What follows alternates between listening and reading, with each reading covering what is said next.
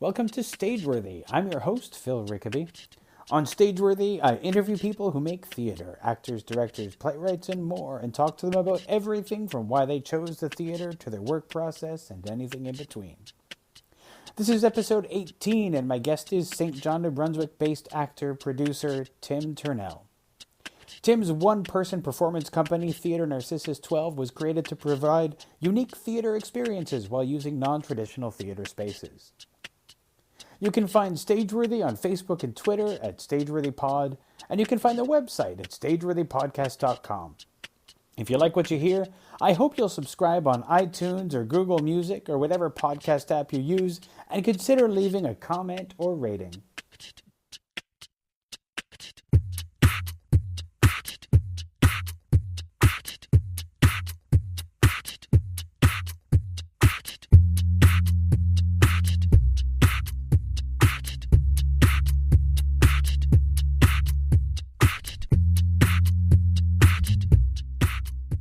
So you and I've just been sort of reading up on a little bit of what you do.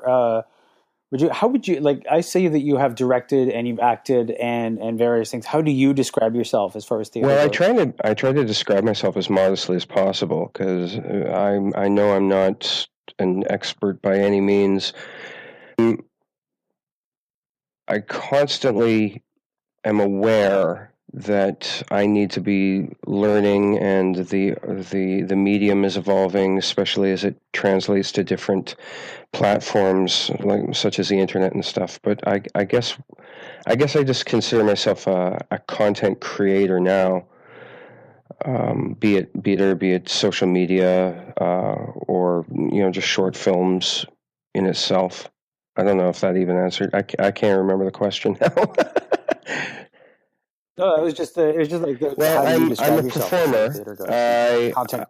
I used to go by actor a lot, but then the term actor seems to bring such a negative reaction, immediate suspicion from people in social circles. And so I stopped using the term actor, and I call myself a performer or an entertainer at times. But I do act in a sense. I mean, I'm a theatrical performer. I've been studying theater since I was very young, and I've kind of slowly moved myself across the country performing in theater, television, feature films, as well as some online content and animation voiceovers.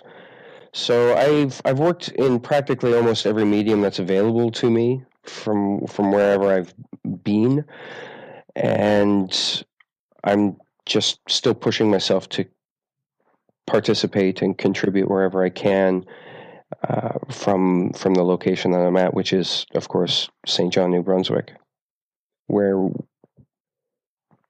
I, I'm curious about what you were saying about the term actor brings a little bit of suspicion.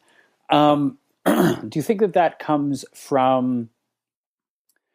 I don't actually know. I think Is that a is it just it's being actually, I mean, ever since I was like in my pre-teens pursuing theater studies at the levels that I could in the small communities where I lived in BC, I started encountering kind of like a disdain or prejudice toward people whom were interested in this art form, this form of storytelling that is still vibrant and alive and necessary. But I think we overlook how important theater is for a community because we're so involved with, like I said, social media and Facebook and Twitter. And why go see a play when you can wait a year later and see the movie version of it, right? With you know, it's actually one of the things I've noticed is it's so hard to get people out of very their difficult, house yeah, because you can entertain yourself with YouTube and Netflix and every other option that you have available in your home where you can watch movies, and now you can watch uh, sometimes there are some channels to be able to watch plays online as well, yeah. sometimes legally, sometimes not, and it's so hard to get people. I think it's hard to get people out of their house because people take for granted the theater experience. They don't realize in some cases how different watching a live performance is over watching a movie. I love cat videos as much as anyone else, but I admit that I'm probably just as guilty as some potential members out there that I've in total, in the last month, I've probably watched enough cat videos to fill up the time frame of seeing Waiting for Godot, for instance, right? But no one wants to be uncomfortable anymore. Not that we ever did, but when you went to the theater, you had this idea that you were going to be entertained, and there was a certain level of separation. I think that's why people still enjoy movies in the theater, or pardon me, in the cinema, to a certain extent, as we combat downloading and whatnot, and the demise of that industry. But when you're in front of your computer, you're in your environment, you're safe. You can have that luxury of comfort knowing that if it's healthy or not, it's what you know, and therefore it provides some sense of security and happiness or sense of happiness. But when if they're aware or not, nowadays people, I find, are hesitant to go to a theater production if they have gone to a theater production in their life at all. I over the last couple of years, since I've been doing a lot of my own on the street performance arts and public theater projects over the last couple of years, I've met a lot of people who have not set foot inside a theater venue, much less seen a play. And I think it realizes that there is a sense of vulnerability that the audience has as well when you are presented or you are present during a live theater production. You can't be anonymous. You're somewhat in the ways of, like, if you're in the cinema, you find yourself tearing up. Well, you don't want to start crying in front of everybody. You don't want to start gasping in moments that's going to make you look like you're an unseasoned personality or weak. But with a theater play, it's someone actually there talking to you, laying out the story in front of you, and I think it scares a lot of people, which is a good scare. You should scare yourself at least once a day. At least that's what I've been told. And I think that works, to give that risk. But I don't think a lot of people are very comfortable with the idea of being present during a live performance, because it's not just the performers that are being vulnerable to get that good performance out, but also the audience is there exposed to this. It's kind of like you're at your best friend's house and their parents are greasing them out, and you're kind of there cringing, you don't know what to do. But I think, it is very hard. It's very difficult to get people out of their house, and it's even more so for a theater project. It's not very sellable to the mass populace. There's so many options. There's so many options to when you go out. There are so many options, and also, if you stay home, there's a couple of things that are going on, I think, with people as far as theater goes. And part of it is, if you're at home and you don't like a video that you're watching, you turn it off. If you don't like the web page you're on, you close it, you go away, you can stop. If you're in a theater and you don't like what you're seeing, you're either trapped or you make a statement by standing up and leaving. I've been there. I've forced myself out of respect for whatever I justified to respect at the time, but I've stayed in the theater house to watch bad performances or bad shows or poorly written, poorly directed. But you've already paid for it. It's for someone who is a casual theater goer or even seasoned, theater vets. It's hard. But I think there's a lot of, like I said, potential audience members out there that still don't understand the concept of what goes into producing a, a theater show, be it good or bad, and therefore they're not willing to part with their money as easily as they would for, Mall Cop 3, or it's untested. Well,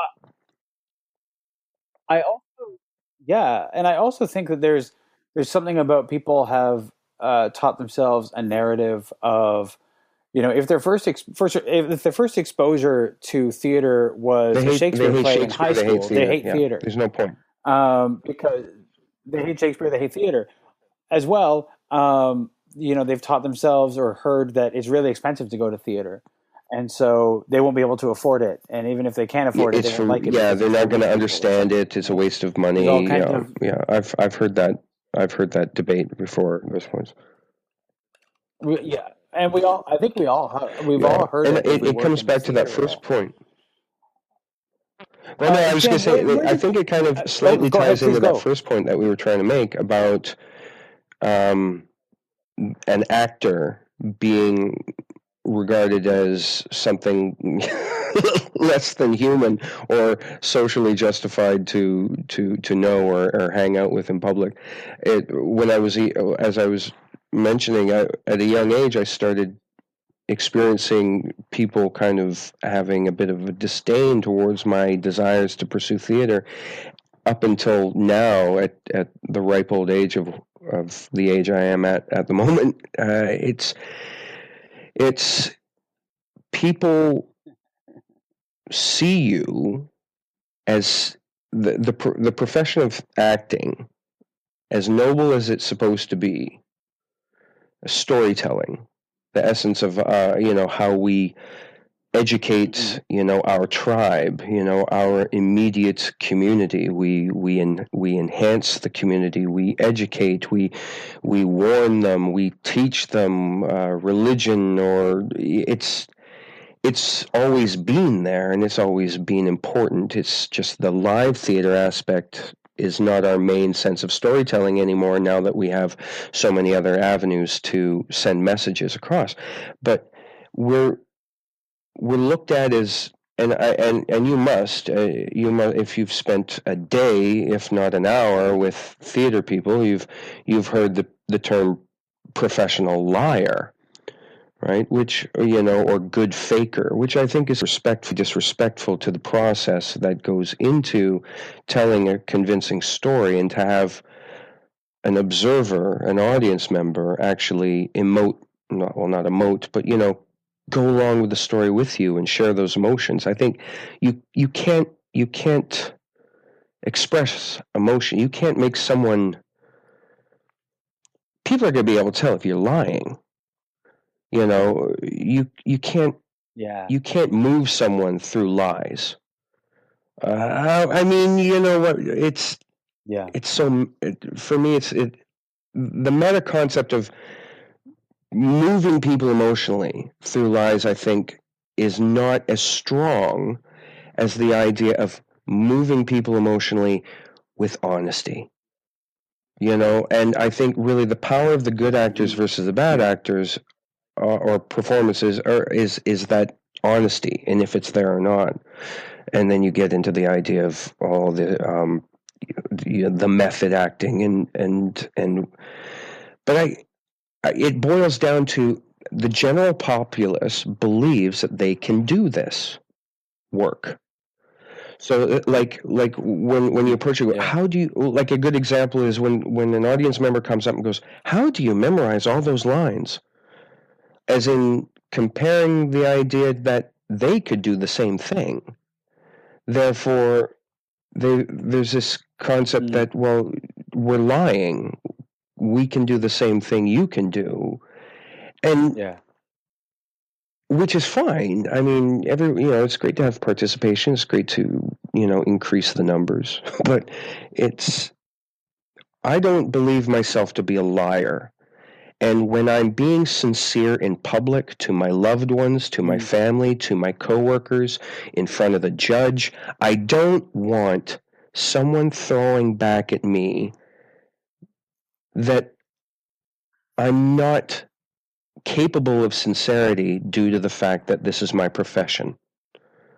I'm tired of being looked at as someone who is incapable of honesty in public from their day-to-day life because their profession is faking or lying all the time. So I guess that's my point there is when I say that it's very difficult to kind of move through certain social circles when you have that stigma about you as being a paid faker, a professional liar, and it goes back to the audience recoils later, not knowing exactly what the process is to go into building a solid production that they can enjoy and that they will feel justified in contributing money for.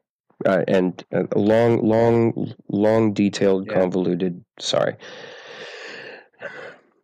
But I mean, have you experienced that? You must have experienced that. And pardon me for not knowing exactly the full details of what you do day to day, but you must have overheard someone in passing, or even yourself, being called, someone that you can't. No, they're just acting. I mean, I had a lady the other day apologize to me about some public faux pas that they were responsible for, and I was affected by it. And I wasn't holding a grudge or anything, but they kept going on and on and on about how they wouldn't accept my acceptance of the apology because they kept thinking I was being insincere. Because, are you acting? Oh, you're acting right now. Well, no, I'm not actually. I'm listening to you babble on and on like you are with me. So anyway, if I didn't get the chance before, Phil, I really appreciate you allowing me the opportunity to ramble on here with you. Absolutely. I actually enjoy listening to other people's stories and things like that, which is one of the reasons why I do this. You were sort of asking if I've encountered that, and I've been pretty fortunate that it's been pretty rare for me to encounter people who are like, "Oh, I can't trust you because you're an actor. You're probably acting right now."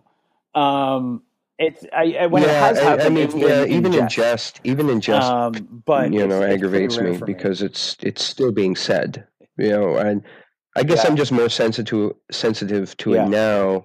After all my experiences that I've had so far, I notice how damaging it is and how it really just doesn't. It takes away the legitimacy of theater, I think, as well as the performer. But it's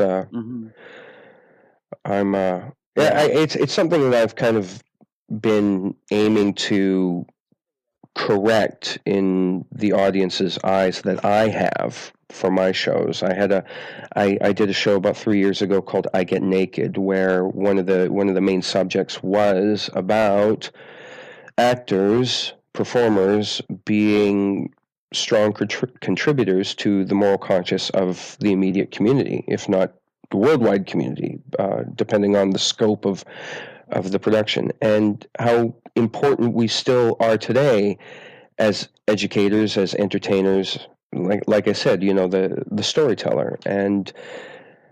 But we're constantly beaten down with this idea that we're sexual deviants, we're pathological liars. I even heard a psychologist say that most actors are the perfect psychopaths. That was the term, and I thought, oh my God, all I want to do is just get up there, perform, move some people, song and dance, have some fun. Why am I labeled such a demon for doing this? And it constantly eats away, at me. It's poor me. Oh yes, but it's. I'm curious. You kind of mentioned that you started your life in BC. I know you're practically on the other side of the country. what was it that took you from one side to the other? Was it all professional? Like was your story? What's your story to Yeah, go I get that question a from lot because BC to it's New usually the other way Brunswick? around. People from New Brunswick usually go west rather than what I've done. I was born and Yeah. raised in BC all my life, and the last 7 years in BC took place in Vancouver, where I was studying theater. I was also studying animation, but I realized I wasn't, NHL quality an animator. So I got. I thought if I was going to study anymore, I was going to go back into one of my first interests, and that was theater. And I studied theater privately with a private school and privately with some one-on-one with some professionals from Los Angeles and New York for a number of years there. And I was just starting to kind of develop a bit of an avenue into, and I hate the term, but what else do you call it? But the industry, and I just needed a break. I Mm-hmm. had some small successes, and I found an opportunity to spend a year in traveling around the east coast of the Maritime, the Maritimes, East Canada, which I've always wanted to do since university. I'd met two Newfoundlanders that just kind of, I was amazed. I just thought, if these two people are the example of what the Maritimes have to offer, for personalities, I really want to visit this place. So I took a year off to come to spend a little bit of time in New Brunswick, and then Nova Scotia, then PEI, and then Newfoundland. Then I was going to go back, and I came to St. John, New Brunswick was my first stop. And I've been here 13 years now. I just finally got to PEI the other year. It's kind of been a slow process, but what kept me here was, first of all, I was either too broke to leave, or I was too busy to leave, because I started getting all these offers to do theatrical roles and film and television roles that I wasn't being offered in Vancouver, since in Vancouver there's literally 100,000 actors in there, if not more. Everyone's an actor. I had a friend of mine who lived in California for a while, in Hollywood, and he came up to Vancouver to kind of get in on the boom that they were having for film and television production. And he left. He went back to New York City. He said Vancouver has gotten worse, more worse, pardon the grammar, than Hollywood. And he left. He went back to New York City. And so I had no real rush to get back to Vancouver, knowing that I was doing some really good, at least I was growing, I thought, as a performer from my activities here in New Brunswick, which I know I wouldn't be offered, being one of thousands in Vancouver. So I stayed, and I've benefited quite well while that time existed for opportunity here, which unfortunately is in its downswing, quite a low downswing right now. Due to there's not much film and television production coming through, and we still don't have many union kind of opportunities in this province. And it's almost like you have to leave the province and live in Toronto in order to be able to be hired for what few union shows there are in New Brunswick. Like, if you are a New Brunswick actor, you're pretty much overlooked. So knowing that, I just started out loving this city as I do, and its people. It's really homey. If you haven't been to St. John, New Brunswick, I highly recommend you come visit. But make sure you have your bus ticket back to wherever you came from, because it's just we're all struggling. I've said it time and time again. This is a city of artists. We just haven't been able to quit our day jobs yet, and we're all in it together, struggling. You see it on the streets. You see it in the people that you talk to. Everyone's having a hard time here. And that's why I went off and I started doing creating my own opportunities by making my own theater by any means necessary with as little money as possible. Just, to enforce creativity rather than throwing money at it. So once again, another long, convoluted, over detailed answer to your question. When you're making theater, by any means necessary in that way, where are your performance spaces? How are you? My Theater Narcissus What does a 12 performance look project like? is basically me. It's a one-person theater company that, like I said, we the Royal, we we go out and just try and create theater that's as accessible to everyone, as many people as possible. I'm going to be performing towards CEOs, literally, some of the leaders of the community, as well as some people who can barely afford a bus pass to to anywhere in the city. I want to be able to showcase both. Those high ends of the spectrum, and I will. I'll do it in parks. I've done it in parking lots. I've done shows in restaurants, in bars, in regular traditional theater venues as well. But I really thrive myself personally. I feel I grow and I exercise the best. I get the best results when I'm testing new venues or new spaces as venues. So I kind of have a code on what I do, that it has to be a new work to me, to myself as a performer, that will challenge me in some way that I believe I need work in, and it's got to be something that's also beneficial to the audience as well. Spend the least amount of money possible, because I don't want to be censored. Not that I need to be censored. A lot of material is very public friendly, all ages.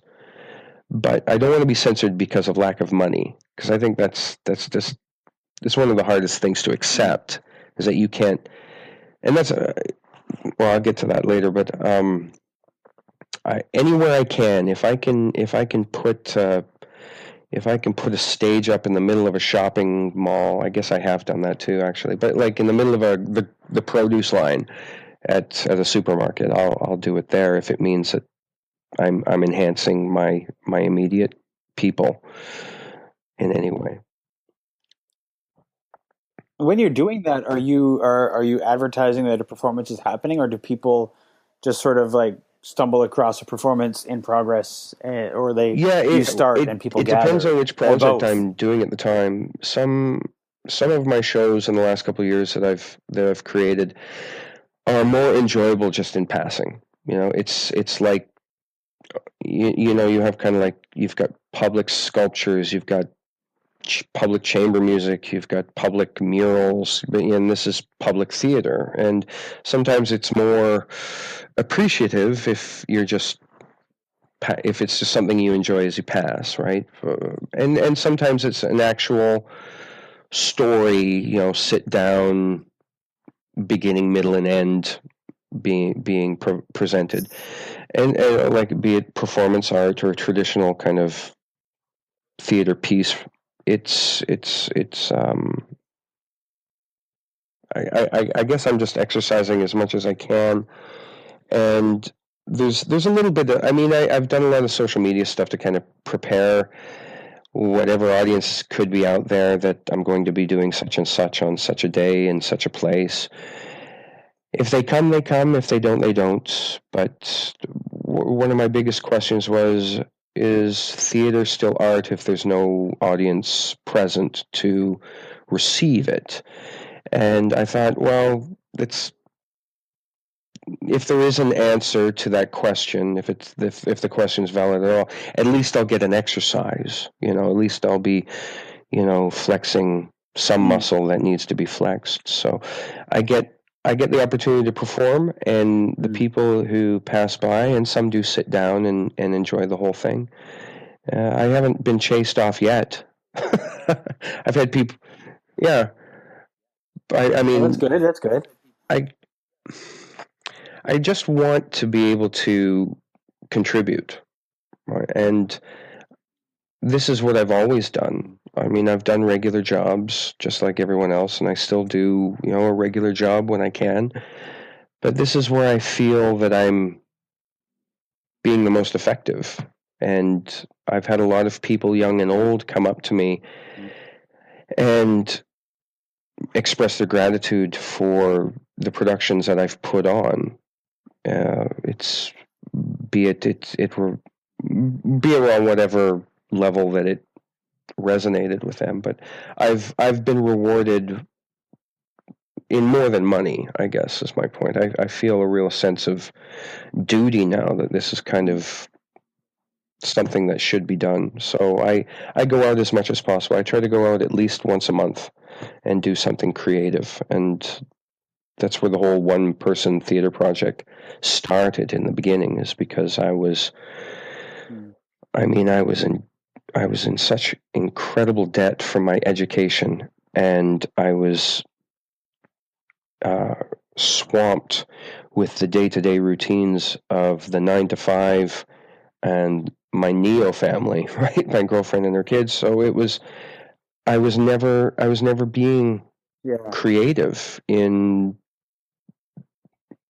the art that I was trained in, that I still need more training in. And it was frustrating me to the point that I was having a hard time, walking. I don't know if you've ever felt that way. You're so overwhelmed. And so I just got up and I forced myself publicly to create a new piece of theater every month for a year.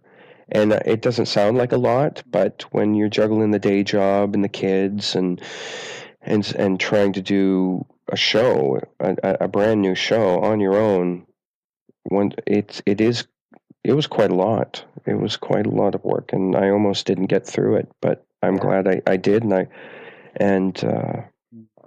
I continue to do it to this day. And the money that doesn't go into these shows proved another point to me, that I don't need to rely on art grants. There's so much art doesn't get created because I know so many egos out there in the arts world, so many jerks, if I can be that strong, that won't create unless they're paid. And I understand. I've got kids. I've got kids of my own somewhere else that bills need to be paid. I understand that. Believe me, I understand that. And I just can't rant and rally enough about how equally important it is to provide that art to your community. It's a responsibility. And if I'm not going to do it, I'm not getting paid. Well, where does that art go? And how much does your community suffer because that art's not being put out there? And it came to the point where it wasn't so much about bills getting paid and respecting the artist and all that diatribe and rhetoric. It was all about, no, you're just being a jerk. You just want to get paid. And I understand. Don't get me wrong. I got to reiterate. I have to restate that I know the importance of eating, but the art has to get out there. And I was shocked that the amount of art that I donated to my community was it was like a tithe. It was like I was reciprocated with monetary opportunities almost immediately tenfold by businesses, by individuals, by groups and organizations, by theater companies, by anyone that had an idea for a theater piece. And I was being consulted and paid and sent off to another city to do what I'm already doing for free, which was great. And so it was really a good investment with no money down. Phil, I'm going on and on. Stop me. Oh, I'm sounding like I know something. No, it's good. Heaven forbid I don't sound like I'm an authoritarian on something. No. This is. I mean, the less talking I do, the more it's about my guest, which is really what this should Well, be. this is It interesting. shouldn't be as much about me as anybody else. Because this is I interesting. Because how long have you been doing this type go ahead. No. this type of podcast? This is one a week. I started in January, so about 14, 15 episodes at the time that we're recording this, and actually almost 16. And so it's just trying to get.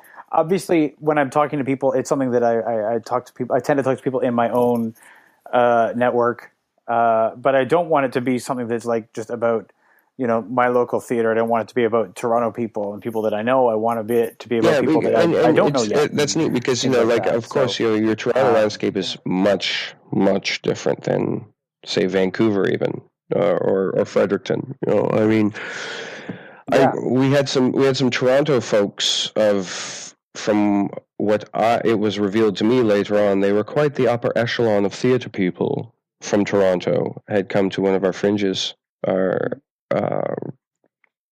Maybe 2 years ago. So, and it's interesting to see the culture shock, with the Torontonians coming down to Lower Canada. It's it's really neat, because we've had to do so much here on our own that it's kind of developed its own sense of.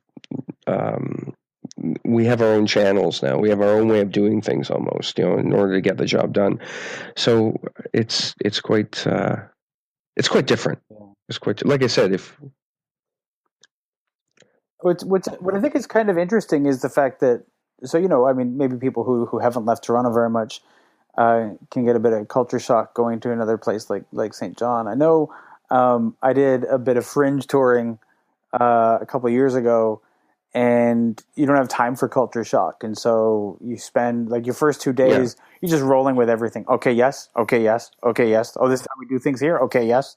And you very quickly learn just this is how it's done here. You roll and you move on. But I mean, that's the nature of a fringe tour, is just you don't have time to get bogged down in anything. You just have to, go. You figure it out everywhere you go. In terms of the people the culture shock that you think that people had when they came there, was it because just because of how different things are there? Was it because they didn't get attention because of who they were? Was it well, what do you think it was? We don't really have a hierarchy like you would in Toronto.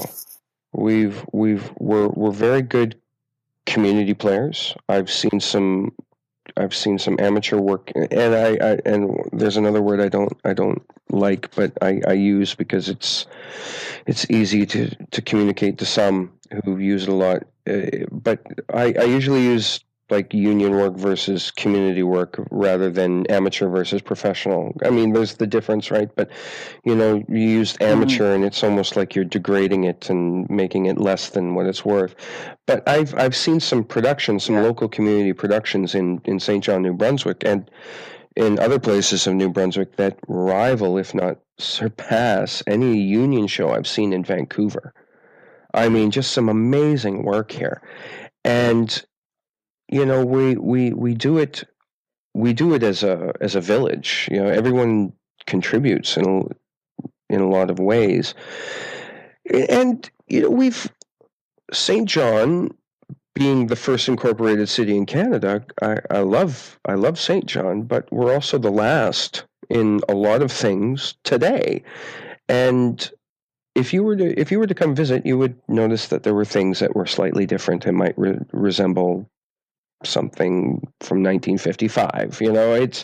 It's the politics or the attitudes or the people. They're genuine, and that's what I love about it. They're genuine. You get whiplash walking 2 blocks by having to say hello to everybody. I feel like Belle at the beginning of Beauty and the Beast. Hello, bonjour, bonjour, bonjour, bonjour. It's really a village here, and everyone knows everyone, and everyone's everyone's supportive. Well, you've got your politics too, but you really feel a sense of that. What I've overused word I've done so much already is community, and I think you don't get a lot of that in Toronto. Mm-hmm. You don't get a lot of people that will stop and say hi and look you in the eye. Yeah. Where you been? What are you up to? Who you related to? And on the business side of things, there's also, Yeah. like I said, we have no hierarchy. What few casting directors we have in this province left, you can have a first name basis with them and just talk to the casting director for any project. There's no talent agencies here. You can have a producer, what few there are left in this province, on your speed dial, and you can literally talk to them. You can get work done. It changes once you get to the other provinces, but New Brunswick's just been very accessible to the artist, and I think people have been able to produce more. And sometimes that's a bad thing. Sometimes people can produce more, but it's not Toronto. It's not Vancouver either, and I think we're getting comfortable with that, the way we get things done. Well, I think you have to.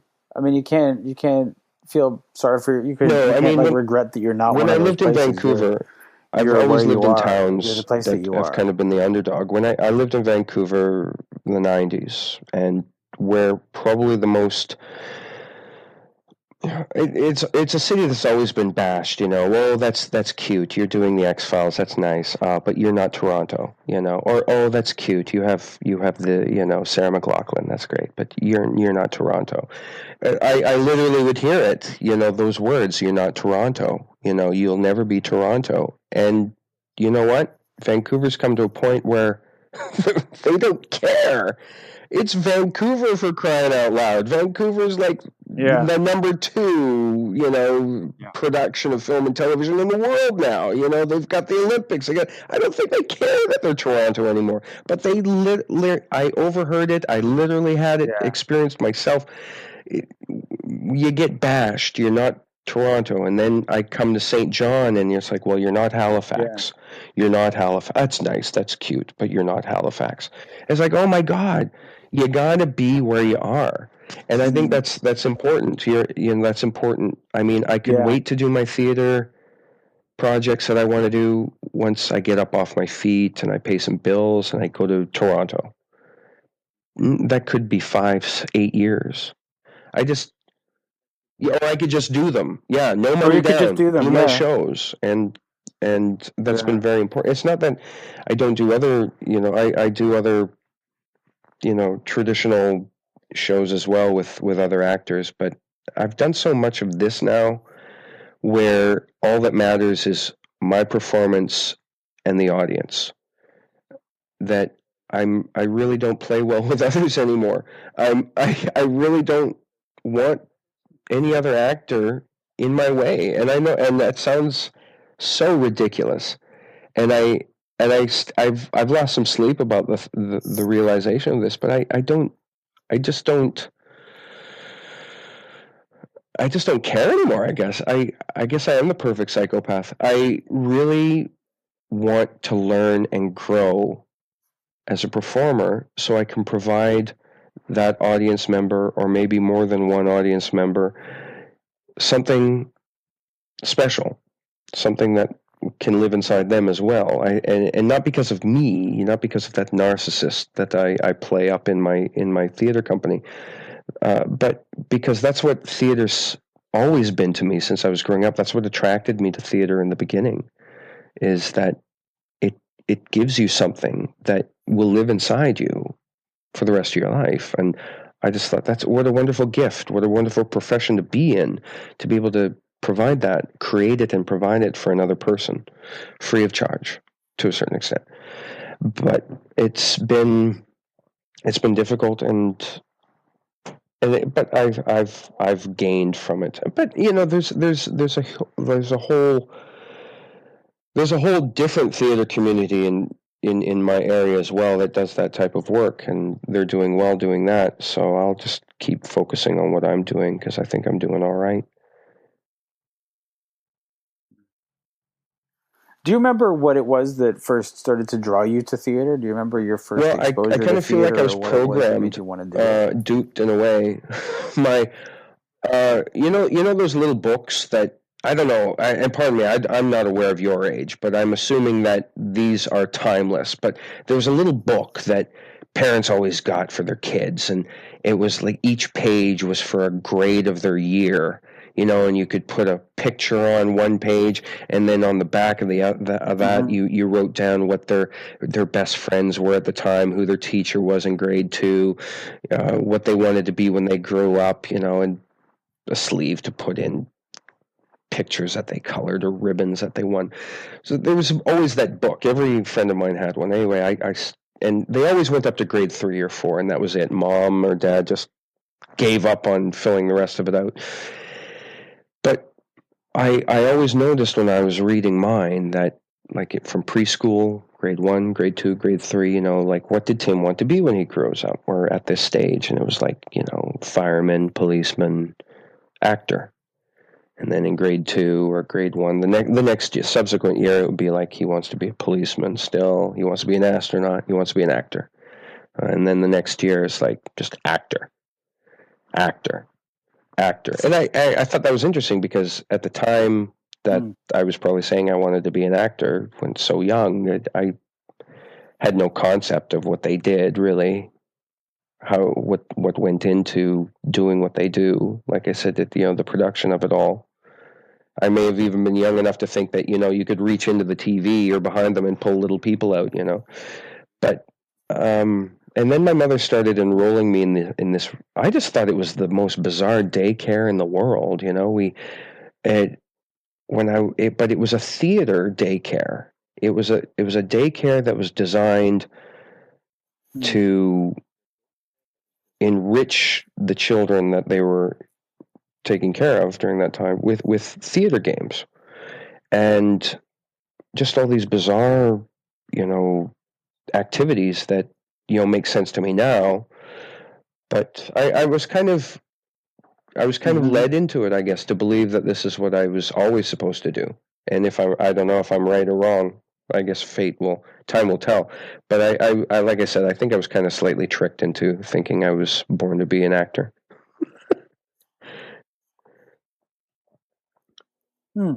I mean, a lot of I've talked to two kinds of people who feel like they were always going to do this because from their youngest time they were putting on shows, and people who can remember distinctly that first time that they saw some theater production and that changed their life and that changed their focus. Do you remember which of the two that you might fall under? Do you remember your earliest feelings on theater? I think my first live theater experience would have come to me in my late childhood, you know, pre-teens, combination of performing, and I liked it. I did. I liked it. I liked the storytelling aspect, of course. I liked the play. The play is always fun. The playing aspect, the enjoyment of being able to just, you know, be on stage and be as big as you can or as small as you can. But my first live, like, I don't think I was really I wasn't drawn by anything. I think a theater production. I think my first sit down theater experience as an audience member, I saw a really crappy show. It was awful. Like, even at a young age, I knew this was bad. And still to this day, you know, I kind of equate everything I'm doing, what I think I'm doing wrong in my current show. Am I as bad as that show, that first show? Just everyone was sitting. Everyone was sitting at a table. Anyway, I could go on and I could do a whole show about that. I think I just liked. I liked taking on physical characteristics and playing. I liked playing with my voice. I liked playing with my movement. Ever since I was a child, I liked conjuring in my head. I liked the play of it all, really, and the storytelling. I was always doing something. If I was, as a child, if I wasn't writing, I was doing. I was creating something in my head to perform. But yeah, I don't really remember an aha moment. I just remember slowly kind of bobbing up and down in the direction towards where I am today. I've always been involved with some type of theater thinking. Or I'm just a phony. Maybe I am. I don't know. It's. I mean, do you have an aha moment? Is it something that's supposed to click and go, okay, you are an actor now? I don't know.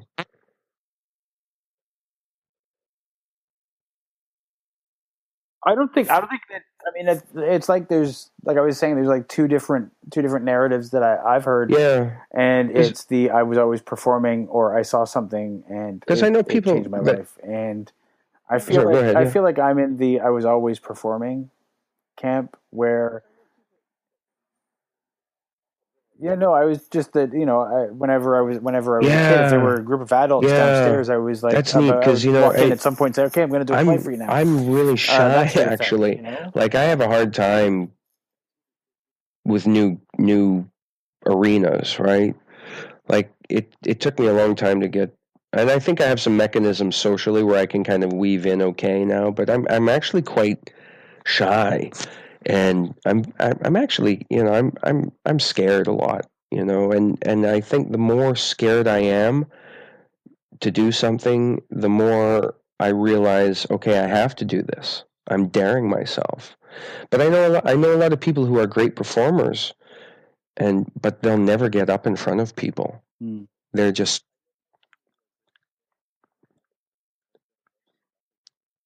It's funny because, Mm-hmm. I'm thinking about, when I was a kid, I had the guts to walk into a room and say, I'm going to put on a play for you now.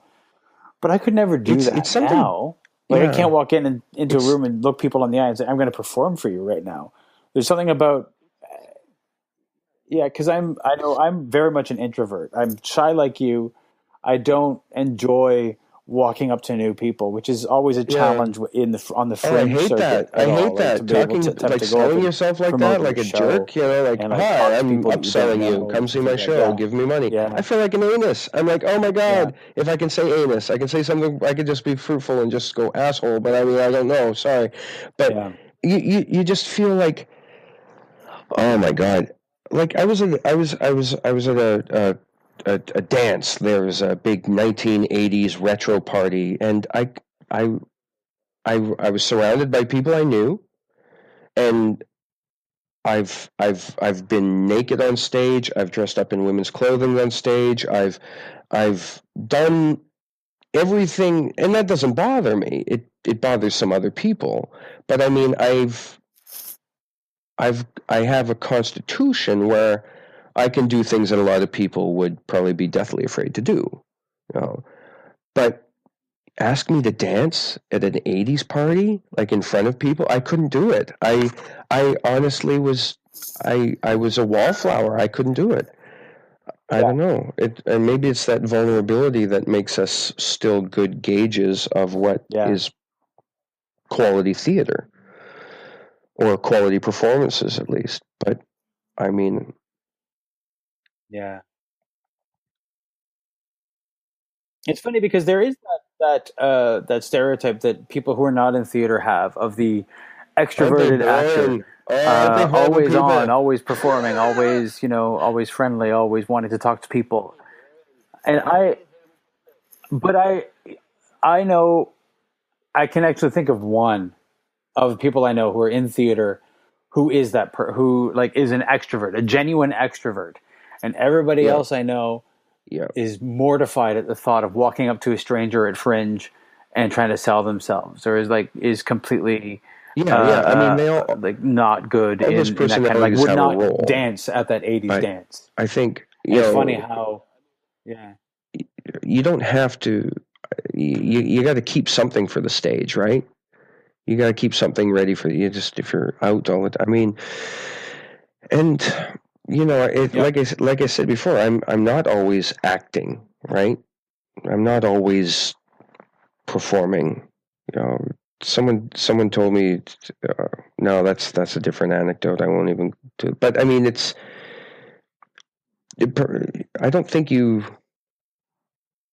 you can be both, right? You can be. I mean, I know some very reserved people that once they get on stage, like they'll walk all over you in a good way. I mean, they're monsters. They're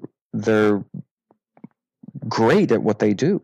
Yeah. But once they're off, they're, well, I think I've got to go to the bank and I've got to check on my mortgage. Actor checking on their mortgage, whatever. But yeah, I don't think. Yeah. I mean, there was one time, and this kind of harks back to something I mentioned earlier about the skepticism about actors walking amongst us like vampires. I was dating someone a couple years back whose ex-husband, or soon-to-be ex-husband. Sorry, well, that's like that won't. But anyway, the ex-husband had heard that I was an actor. Oh, my ex-wife's dating an actor. Well, okay. So in finding that out, someone had said, yes, he's very eccentric. So that equaled to this man, that equaled that I wasn't safe to be around children, which of course, as you're aware, just blew me through the roof, right? Just because I'm a performer and I'm not safe around your family because I'm eccentric. That's like someone's language has to change here. Someone's perceptions have to change because I'm now labeled, and I went off. I went on a huge, and that's really what started that Fringe show, the I Get Naked one that I mentioned earlier. It was about smashing this idea of performers being hideous people, the succubus on the fringe of society. It's not a noble profession, I guess. You'd like to think it is. You can see the purpose that theater serves to person kind, but you're treated like crap. You're absolutely treated like crap. At least a lot of the experiences I've had. I mean, I've had some great experiences too, but I guess some way heavier on the soul than others. But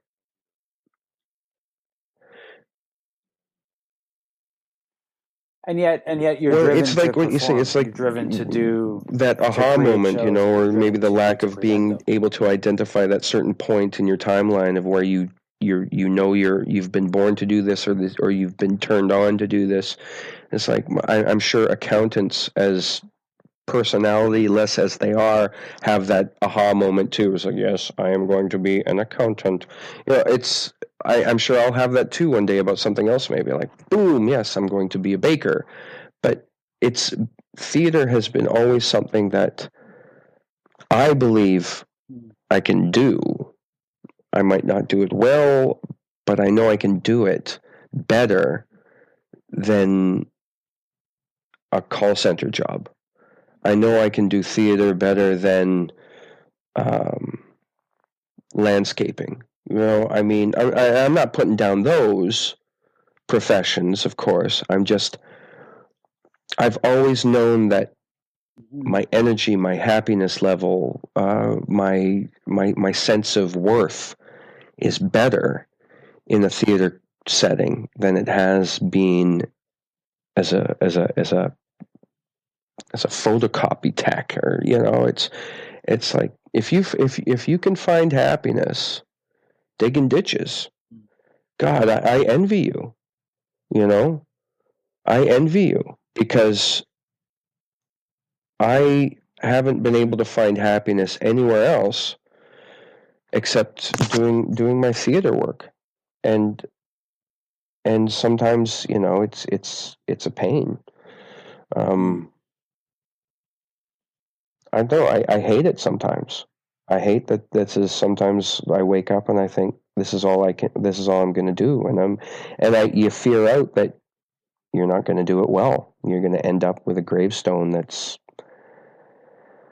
he did okay theater, you know, and I think everyone just wants to participate. I think that's more important than knowing that you've contributed something, is that at least you've known that you have participated. I think everyone should be able to participate. Mm-hmm. I don't know if that made any sense at all, but